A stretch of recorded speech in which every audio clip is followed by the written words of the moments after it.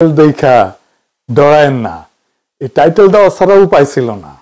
আমরা ভাবতেছি দেশের কি হবে, সবাই ভাবতেছেন না কি আসতেছে সামনে, ইলেকশন হবে কিনা, আওয়ামী লীগ আবার ফিরে আসবে কিনা, হাসিনা ফিরে আসবে কিনা, আপা ফিরবে কিনা।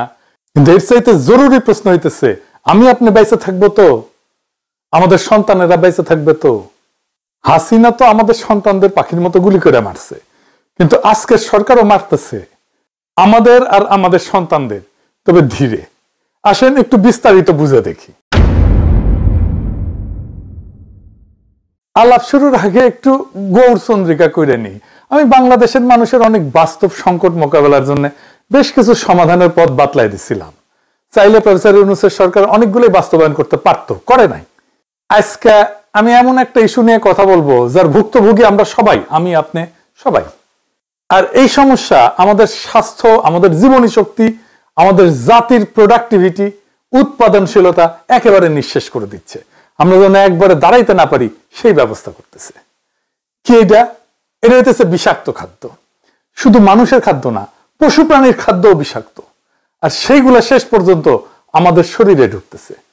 বাংলাদেশে যে পরিমাণে খাবারে ভেজাল, সেটা সম্ভবত পৃথিবীর শীর্ষে। কোন খাবারে ভেজাল নাই? দুধ বলেন, শাকসবজি বলেন, ফল, মশলা, আচার, আইসক্রিম, মাছ, কোনটা না? প্রত্যেক দিন আমরা নিজেরা বিষ খাই, সন্তানদের মুখে বিষ তুলে দিই। রেস্টুরেন্টে যে রান্না হয় সেটাও পচা। বাংলাদেশ সম্ভবত একমাত্র দেশ যে দেশে 5 স্টার হোটেলে খাইলেও পেট খারাপ হয়। ব্যানে ভ্যানে করছি না। একবার সেরাটন হোটেলে খাইছিলাম 2006 সালে, আমার নিজের টাকায় না, আমারও তো টাকা নাই সেরাটন হোটেলে খাওয়ার মতো। অফিসের বস ফ্রান্স থেকে আসছিল, ও খিলাইছিল। ওরে বাপ, রাত থেকে বমি আর পাতলা পায়খানা একেবারে ডাইরেক্ট হয়ে গেছিল। হাসপাতালে ভর্তি হইতে হয়েছিল, তার সাথে জ্বর। যাই হোক, কারো কোনো ভ্রুক্ষেপ আছে? এই যে খাবার দাবারের যে অবস্থা, আমরা যে বিষ খাইতেছি, কারো কোনো ভ্রুক্ষেপ নাই। নিরাপদ খাদ্য, এটা পাওয়া যায় মানুষের মৌলিক মানবাধিকার, এটাও মনে হয় জানে না কেউ। অথচ বাংলাদেশের খাদ্যকে পরিপূর্ণভাবে নিরাপদ করে তোলা সম্ভব 2 থেকে 3 বছরের মধ্যে। আমি গ্যারান্টি দিব এটাই হবে। কেমনে হবে আসেন সেটা বুঝে দেখি। আচ্ছা, আপনাদেরকে জানা আছে যে আমাদের কোন কোন সরকারি প্রতিষ্ঠান আর কতজন লোক এই যে নিরাপদ খাদ্য নিশ্চিত করার জন্য কাজ করে? আমরা পয়সা দিয়ে পালি সরকারি কর্মচারী, জানা নাই? আসেন সেটা দেখি। বাংলাদেশে নিরাপদ খাদ্য নিশ্চিত করার কাজে একাধিক প্রতিষ্ঠান যুক্ত আছে। এগুলো খণ্ডিতভাবে কাজ করে, আপনি কল্পনা করতে পারবেন না যে কত লোক কাজ করে। তাও আপনি যেই তিমিরে ছিলেন সেই তিমিরেই থাকতেছেন। আসেন এক এক কইরা দেখি। বাংলাদেশ নিরাপদ খাদ্য কর্তৃপক্ষ, BFSA, এদের কাজ হইতেছে স্বাস্থ্যসম্মত খাদ্য নিশ্চিত করার জন্য বাংলাদেশে প্রতিষ্ঠিত মূল এবং সবচেয়ে গুরুত্বপূর্ণ সংস্থা হচ্ছে এইটা। এরা খাদ্য উৎপাদন দেখে, প্রক্রিয়াকরণ দেখে, আমদানি দেখে, বিপণনের প্রত্যেকটা স্তরে খাদ্যের মান পর্যবেক্ষণ এবং নিয়ন্ত্রণ করে। এটা বিভিন্ন সংস্থার কার্যক্রম সমন্বয়কারী বা আমব্রেলা বডি হিসেবে কাজ করে। অনুমোদিত লোকবল 365 জন। 2 নাম্বার, জাতীয় ভোক্তা অধিকার সংরক্ষণ অধিদপ্তর, DNCRP। আপনারা দেখেন যে মাঝে মাঝে ম্যাজিস্ট্রেট যায় দোকানে দোকানে, এটা হচ্ছে এই ভোক্তা অধিকার সংরক্ষণ অধিদপ্তর থেকে। এরা সরাসরি খাদ্যে ভেজাল বা অনিরাপদ উৎপাদনের ব্যবহার রোধে কাজ করে। এই সংস্থায় বাজার অভিযান পরিচালনা করে এবং অস্বাস্থ্যকর এবং ভেজাল খাদ্য বিক্রির বিরুদ্ধে আইনানুগ ব্যবস্থা গ্রহণ করে। ভোক্তারা যদি অভিযোগ করে তার ভিত্তিতেও তারা তদন্ত করে, জরিমানা করে। এদের লোকবল অনুমোদিত 664 জন। 3 number, Bangladesh standards and testing institution, BSTI। Seal দেখেন না BSTI এর? এটা হইতেছে সেটা বিভিন্ন খাদ্য পণ্যের মান নির্ধারণ করে এবং সেই মান অনুযায়ী পণ্য উৎপাদন হচ্ছে কিনা সেটা নিশ্চিত করে। তারা পণ্যের অনুকূলে BSTI এর একটা সিল দেয়, যা পণ্যটা নিরাপদ কিনা এইটার নিশ্চয়তা দেয়।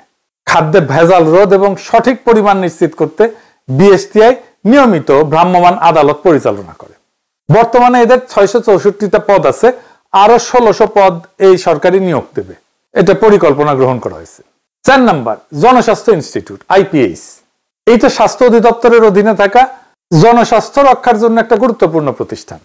এর অধীনেই আছে national food safety laboratory, NFSL। এই যে এটা খাদ্যের রাসায়নিক এবং মাইক্রোবায়োলজিক্যাল পরীক্ষা, অণুজীব পরীক্ষা, এটার মাধ্যমে গুণগত মান এবং নিরাপত্তা যাচাই করে। এইটা দেশের অন্যতম প্রধান খাদ্য পরীক্ষাগার। এইটার লোকবল আমি ঠিক খুঁজে পাই নাই, কিন্তু অনুমান করি এটা 100-র মতো হবে আর কি। 5 নাম্বার, বাংলাদেশ বিজ্ঞান এবং শিল্প গবেষণা পরিষদ, BCSIR, সায়েন্স ল্যাবরেটরিজ। এই প্রতিষ্ঠান মূলত একটা গবেষণা সংস্থা, কিন্তু এর অধীনে থাকা খাদ্য বিজ্ঞান প্রযুক্তি ইনস্টিটিউট আছে একটা, IFST। এরা নিরাপদ খাদ্য নিয়ে গুরুত্বপূর্ণ গবেষণা করে এবং তারা খাদ্যের পুষ্টিগুণ, টক্সিন মানে বিষ আছে কিনা খাদ্যের মধ্যে, ভেজাল শনাক্তকরণের নতুন পদ্ধতি উদ্ভাবন করে, যা নিরাপদ খাদ্য নিশ্চিতকরণে পরোক্ষভাবে সহায়তা করে। IFSTর ওয়েবসাইটে এই ইনস্টিটিউটে 50 জনেরও বেশি বিজ্ঞানী গবেষক কর্মরত আছে। তো বিজ্ঞানী গবেষক ছাড়াও তো ইনস্টিটিউটে গবেষণা সহায়তার জন্য ল্যাব টেকনিশিয়ান লাগে, প্রশাসনিক সহকারী লাগে, কর্মচারী লাগে। তো সব মিলে বিবেচনা করলে ধরেন এদেরও 100-র মতো লোকবল হবে। এই প্রতিষ্ঠানগুলো ছাড়াও স্বাস্থ্য অধিদপ্তরের স্যানিটারি ইন্সপেক্টর এবং সিটি কর্পোরেশন এবং পৌরসভার স্বাস্থ্য বিভাগ মাঠ পর্যায়ে রেস্তোরাঁ যারা খাবার বিক্রি করে এই সমস্ত প্রতিষ্ঠান পরিদর্শন করে নিরাপদ খাদ্য নিশ্চিত করে। স্বাস্থ্য অধিদপ্তরের অনুমোদিত কাঠামো অনুযায়ী প্রত্যেকটা উপজেলায় 1 বা একাধিক স্যানিটারি ইন্সপেক্টর আছে এবং সহকারী স্যানিটারি ইন্সপেক্টর আছে। সেই হিসাবে সারা দেশে 495টা উপজেলায় এই সংখ্যা প্রায় 1000 থেকে 1200 জন। সিটি কর্পোরেশন এবং পৌরসভাগুলোর স্থানীয় সরকার মন্ত্রণালয়ের অধীনে পরিচালিত হয় এবং তাদের নিজস্ব স্বাস্থ্য বিভাগ এবং জনবল কাঠামো আছে। এদের লোকবলের সংখ্যা প্রতিষ্ঠানের আকার, আয়তন এবং বাজেটের উপর ভিত্তি করে ভিন্ন ভিন্ন হয়। তো ধরেন সিটি কর্পোরেশন, বড় সিটি কর্পোরেশন গুলোতে যেমন ধরেন ঢাকা, চট্টগ্রাম, এদের স্বাস্থ্য বিভাগ বেশ বড় এবং সুসংগঠিত। প্রত্যেকটা সিটি কর্পোরেশনে একজন প্রধান স্বাস্থ্য কর্মকর্তা থাকে। এর অধীনে প্রত্যেকটা আঞ্চলিক বা জোনাল অফিসে স্বাস্থ্য কর্মকর্তা এবং তার অধীনে স্যানিটারি ইন্সপেক্টর বা খাদ্য পরিদর্শক কাজ করে। এদের আনুমানিক সংখ্যা ধরেন যেগুলো সিটি কর্পোরেশনের কয়েকশো। সারা দেশের 12টা সিটি কর্পোরেশন মিলায় এই সংখ্যাটা হবে 500 থেকে 700, তার একটু বেশি হইতে পারে। পৌরসভা, বাংলাদেশের 329টা পৌরসভা আছে। এদের স্বাস্থ্য বিভাগের আকার তুলনামূলকভাবে ছোট। এটার আবার শ্রেণী আছে, যেমন ক শ্রেণী আছে, খ শ্রেণী আছে। তো ক শ্রেণী মানে এগুলো বড় পৌরসভা। এখানে স্যানিটারি ইন্সপেক্টরের পদ থাকলেও ছোট পৌরসভাগুলোতে একজন স্বাস্থ্য সহকারী বা স্যানিটেশন টেকনিশিয়ান আছে, এই দায়িত্ব পালন করে, একই দায়িত্ব পালন করে।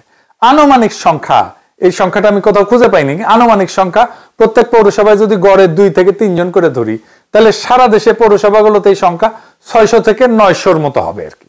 বিভিন্ন সরকারি সংস্থাগুলোর অনুমোদিত এবং আনুমানিক লোকবল যোগ করলে প্রায় 4500-এর মতো হয়। এবার বলেন 4500 লোক আপনার নিরাপদ খাদ্য নিশ্চিত করতে কাজ করতেছে, পারতেছে কি? পারতেছে না। কিছু পারতেছে? কিচ্ছু পারতেছে না। আচ্ছা, আমরা আশেপাশের কিছু পরিসংখ্যান দেখি, মানে ধরেন আশেপাশের দেশ, ধরেন ইন্ডিয়ারটাই দেখি। আসেন ইন্ডিয়ারটা একটু দেখি, আমরা মিলাই দেখবো বাংলাদেশের সাথে। ইন্ডিয়ায় ঠিক একই কাজ কতজন করে জানেন? 27500 জন। বাংলাদেশের জনসংখ্যা তো প্রায় 17 কোটি। তো মোট লোক বল হচ্ছে 4500-এর মতো। প্রায় প্রত্যেক 39,000 জনের জন্য একজন পরিদর্শক। ইন্ডিয়ার জনসংখ্যা 140 কোটি, লোক বল আছে প্রায় 25,000 ধরলাম আর কি, 25 থেকে 30,000 ধরলাম, 27,500 গড়ে। তো তাইলে প্রত্যেক 51,000 জন মানুষের জন্য একজন পরিদর্শক। তাইলে আমাদের লোক বল ইন্ডিয়ার চাইতে বেশি। তাইলে ইন্ডিয়ার চাইতে কি খাদ্য আমাদের দেশে বেশি নিরাপদ? আসেন সেটা দেখি। ইন্ডিয়া একটা গবেষণা হয়েছিল এবং পাওয়া গেছে যে 42% খাবারে ভেজাল পাওয়া গেছে। তার মানে 58% খাবার ভালো। আমাদের দেশে ভেজাল কত? 76% খাবারে ভেজাল, মানে 24% খাবার ভালো। তাহলে আমাদের এই 4500 লোক বল কি বাল ফেলাইতেছে? কিচ্ছু না। অন্তত ইন্ডিয়া স্ট্যান্ডার্ড তো মেনটেন করবে। কি ভয়াবহ অবস্থা বিরাজ করতেছে দেখেন। তাহলে এখান থেকে উত্তরণের পথ কি? আচ্ছা, এবার আলাপে যাওয়ার আগে আরেকটা তথ্য দেখে নি। আমেরিকাতে কতজন কাজ করে নিরাপদ খাদ্য নিয়ে কাজ করতে? 5,500। যুক্তরাষ্ট্রে জনসংখ্যার হিসাবে প্রত্যেক 61,000 জনে একজন খাদ্য পরিদর্শক কাজ করে, একজন খাদ্যকর্মী।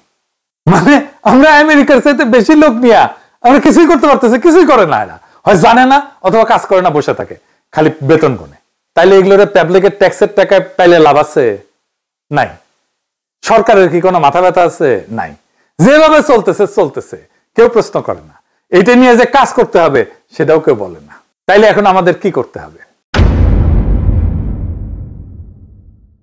এই যে জটিল অবস্থা, এই জটিল অবস্থা সামলানোর মতো প্রতিষ্ঠান আমাদের নাই। একটা প্রতিষ্ঠান আছে যেটা মোটামুটি ভালো কাজ করে, সেটা হইতেছে ড্রাগ অ্যাডমিনিস্ট্রেশন। ড্রাগ অ্যাডমিনিস্ট্রেশনকেই আমাদের মূল ইনস্টিটিউট করে সবগুলো খুচরা খাচরি যেগুলো বিভিন্ন জায়গায় ছড়াই ছিটা আছে সবগুলোকে ড্রাগ অ্যাডমিনিস্ট্রেশনের আন্ডারে আনতে হবে এবং আমাদের নাম দিতে হবে আমেরিকার মতো ফুড অ্যান্ড ড্রাগ অ্যাডমিনিস্ট্রেশন। খাদ্য এবং ওষুধের অ্যাডমিনিস্ট্রেশন, এদের এক্সপার্টাইজ আছে, দক্ষ লোক, এরা জানে কিভাবে ওষুধের মান নিয়ন্ত্রণ করতে হয় এবং এরাই পারবে খাদ্যেরও মান নিয়ন্ত্রণ করতে। তো যুক্তরাষ্ট্রে FDA কি করে আসেন একটু বুঝে দেখি। 1 নাম্বার, খাদ্য নিরাপত্তা এটা নিশ্চিত করে, ওষুধ নিয়ন্ত্রণ করে, চিকিৎসা যন্ত্রপাতি মেডিকেল ডিভাইস এটা নিয়ন্ত্রণ করে, ভ্যাকসিন এবং বায়োলজিক্স আরেক ধরনের ওষুধ সেটা নিয়ন্ত্রণ করে, তামাক নিয়ন্ত্রণ করে এবং কসমেটিক্স এবং সাপ্লিমেন্টস নিয়ন্ত্রণ করে। সাপ্লিমেন্টস মানে যে ভিটামিন টিটামিন এই সমস্ত, প্রোবায়োটিক ইত্যাদি ইত্যাদি। বাংলাদেশে FDA ধাঁচের শক্তিশালী দপ্তর করতে হইলে জনবল ধাপে ধাপে বাড়ানো বাস্তবসম্মত। প্রথম ধাপে আমাদের যা লোক আছে সবগুলোকে একসাথে নিয়ে এসে এটার আন্ডারে রাখতে হবে এবং ফুড অ্যান্ড ড্রাগ অ্যাডমিনিস্ট্রেশন এটা স্বাস্থ্য মন্ত্রণালয় থেকে বাইর করে নিয়ে এসে এটাকে একটা স্ট্যাটিউটরি বডি করতে হবে। এইটা থাকবে প্রাইম মিনিস্টারের কার্যালয়ের অধীনে। এইখানে আমার হিসাবে মোটামুটি 10,000 লোক বল যদি আমরা দিতে পারি, 10 থেকে 11,000, তাহলে এটা খুবই ভালো কাজ করবে, একদম আমেরিকান স্ট্যান্ডার্ডে কাজ করতে পারবে। তাইলে যে সমস্ত খণ্ড ভাবে খাদ্য এবং ওষুধ নিয়ন্ত্রণে বিভিন্ন সংস্থা আছে সেটাকে একটা ছাতার নিচে আনতে হবে।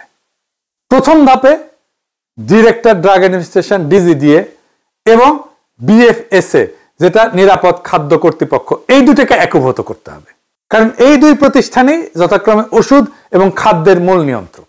এরপর ধাপে ধাপে Bangladesh standards and testing institution BSTI এর পরীক্ষাগার, তার ক্ষমতা, মান নির্ধারণের অংশ এটা যুক্ত করা যেতে পারে, ভোক্তা অধিকার সংরক্ষণ অধিদপ্তর এটা যুক্ত করা যেতে পারে, বাজার নজরদারির অংশটা, তাহলে মাঠ পর্যায়ের কার্যক্রম শক্তিশালী হবে। তামাক নিয়ন্ত্রণ সেল এটা স্বাস্থ্য মন্ত্রণালয় আছে এবং শিল্প ও বাণিজ্য মন্ত্রণালয় আছে। তো এইটা দুই জায়গা থেকে আলাদা করে এই FDA এর আন্ডারে দিতে হবে। আর কসমেটিক্স, আমি জানি না কসমেটিক্স কেউ দেখে কিনা, কসমেটিক্স এবং সাপ্লিমেন্টস নিয়ন্ত্রণের জন্য DGDA এবং BSTI থেকে নতুন দপ্তরে স্থানান্তর করলে পুরা খাত একটা ছাতার নিচে চলে আসবে। এইভাবে ধাপে ধাপে আগাইলে বিচ্ছিন্ন সংস্থাগুলো একীভূত হয়ে একটা পূর্ণাঙ্গ food and drug administration of Bangladesh গড়ে উঠবে। আমি আগেই বলছি যে পুরা দপ্তর সাজাইতে 10 থেকে 11,000 লোক লাগবে। যদি আমরা এটা আমেরিকান স্ট্যান্ডার্ডে চাই, আমাদের হাতে আছে 4,500 লোক, তামাক নিয়ন্ত্রণের সাথে যুক্ত আছে প্রায় 1,000-এর মতো, তার মানে 5,500 হইল। আর ড্রাগ অ্যাডমিনিস্ট্রেশনে প্রায় 1,100 লোক আছে, তার মানে 6,600 লোক আমার কাছে এখনই রেডি, আমরা তাদেরকে বেতন দিই। এই জনবল আমার এখনই আছে। তো কোন দপ্তর কিভাবে কোথায় যাবে তার একটা খসড়া করছি এইভাবে। এইটা সাহেব এটা একটু পাশে দেখান, আমি বলতেছি। প্রথমে আসবে ওষুধ প্রশাসন অধিদপ্তর DGDA, এইখান থেকে ওষুধ নিয়ন্ত্রণ হবে, মেডিকেল ডিভাইস ভ্যাকসিনের নিবন্ধন হবে, মান নিয়ন্ত্রণ হবে, কসমেটিক্স এবং সাপ্লিমেন্ট সংক্রান্ত সব দায়িত্ব সরাসরি ফুড অ্যান্ড ড্রাগ অ্যাডমিনিস্ট্রেশন বাংলাদেশে চলে আসবে। এরপরে যুক্ত হবে বাংলাদেশ নিরাপদ খাদ্য কর্তৃপক্ষ BFSA, খাদ্য নিরাপত্তা আইন, নীতি, ফিল্ড পর্যায়ের সমস্ত তদারকির ক্ষমতা ফুড অ্যান্ড ড্রাগ অ্যাডমিনিস্ট্রেশন বাংলাদেশের খাদ্য নিরাপত্তা বিভাগে স্থানান্তরিত হবে।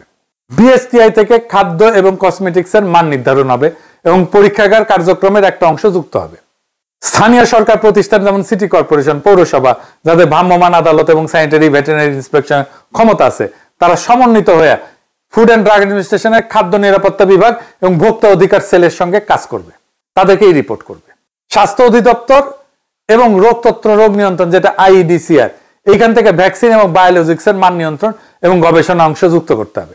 ভোক্তা অধিকার সংরক্ষণ অধিদপ্তর মানে DNCRP, এটার বাজার নজরদারির একটা অংশ যুক্ত হবে যাতে খাদ্য এবং ওষুধ সংক্রান্ত প্রতারণা প্রতিরোধে food and drug administration Bangladesh কার্যকরভাবে ভূমিকা রাখতে পারে। সবশেষে স্বাস্থ্য মন্ত্রণালয়ের তামাক নিয়ন্ত্রণ সেল এবং শিল্প ও বাণিজ্য মন্ত্রণালয়ের তামাক উৎপাদন এবং বিপণন অনুমতির ক্ষমতা একত্রিত হয়ে ফুড অ্যান্ড ড্রাগ অ্যাডমিনিস্ট্রেশন বাংলাদেশের তামাক নিয়ন্ত্রণ বিভাগ গঠন করবে। এইভাবে ডিজিডিএ থেকে ওষুধ, বিএফএসএ থেকে খাদ্য, বিএসটিআই থেকে মান নিয়ন্ত্রণ, স্থানীয় সরকার থেকে ফিল্ড ইন্সপেকশন, ডিজিডিএস থেকে এবং আইডিএস থেকে ভ্যাকসিন, ডিএনসিআরপি থেকে বাজার তদারকি এবং টোবাকো সেল থেকে তামাক নিয়ন্ত্রণ সব একত্রিত হয়ে একটা পূর্ণাঙ্গ food and drug administration of Bangladesh গড়ে উঠবে। বিষমুক্ত খাদ্য মানে শুধু স্বাস্থ্য না, এটা আমাদের অধিকার, এটা আমাদের ভবিষ্যৎ। আমরা চাই দুধে বিষ না, বিশুদ্ধতা। আমরা চাই শাকে রাসায়নিক না, প্রাণের গন্ধ। আমরা চাই রেস্টুরেন্টে ভোজ, হাসপাতালের শয্যা না। আজ সময় আসছে আমরা বলবো একসাথে, আমরা নিরাপদ খাদ্য চাই, এখনই চাই, আজই চাই। এই দাবিই আমাদের শক্তি, এই দাবিই আমাদের বাঁচার শপথ। যেদিন ভেজাল মুক্ত খাদ্য হবে সবার অধিকার, সেদিনই জন্ম নেবে একটা শক্তিশালী, সুস্থ, অদম্য বাংলাদেশ। ইনকিলাব জিন্দাবাদ।